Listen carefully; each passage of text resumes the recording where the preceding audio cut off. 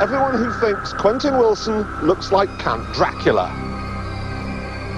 But we have to admit, Count Quentula has a point. The 205 is a very stylish little car. Its big brother, the 309, however, is a dog. It has all the grace, poise, beauty and elegance of the inside of a power station.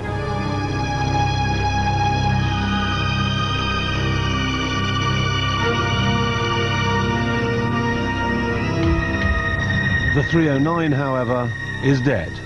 This is its replacement. It's called the 306, and boy oh boy, does it have its work cut out. It's about to wage war in the most competitive, cutthroat part of the marketplace, taking on, among others, the Astra, the Escort and the Golf. Price-wise, the range goes from 9 grand for the cheapo 1.4 to 12 grand for the lavish 1.8. This one, the 1.4 litre XR, is good value at £10,500. For that, you get the usual dazzling array of equipment: electric windows, burglar alarm, power steering, engine immobiliser, stereo, and an immense feeling of space.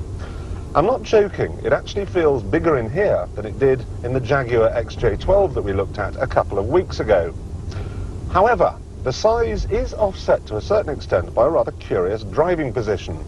Set the seat so that your arms are comfortable on the steering wheel and your legs get all squashed up in the footwell. Set it right for your legs and you can't reach the steering wheel, which does tend to make cornering a touch difficult. And that's a shame, because this car, like all Peugeots, handles like a dream.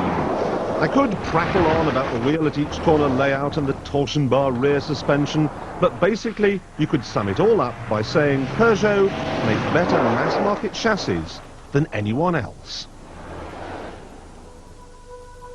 They don't even disgrace themselves on kart tracks, because the 306 has a good ride too. Now, this handling malarkey is all very well if you like to get your foot down, but what if you just want something that'll get you to the shops? Let's take a look round. Space in the back. That's not too shabby, unless of course you are chauffeur to Demis Roussos. The boot. Well, it's not exactly the biggest I've ever seen, but it is quite practical. Styling. Well, I don't think this is Peugeot's best effort. It's not ugly, it's just a bit boring. And I want to know this: who chose the colour? Stevie Wonder? Engine. Oh, brilliant. It's got one. Actually, while we're on the subject of engines, Peugeot and their partners at Citroën make, I think, the best diesels there are. So, if you specifically want an oil burner, this might be quite a good bet.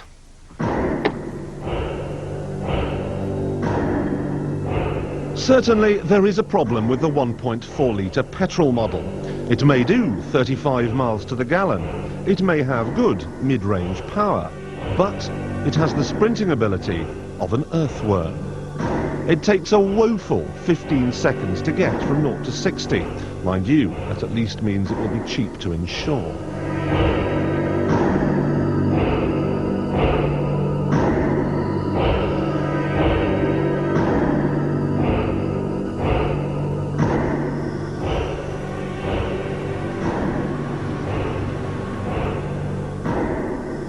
So, what we have here is an average car that's let down by below average performance, yet helped up by absolutely superb handling. That's probably enough to make it my favourite car in the class, but if you're not bothered by such things, might I suggest you draw up a list of all the alternatives, including the 306, put on a blindfold and find yourself a pin.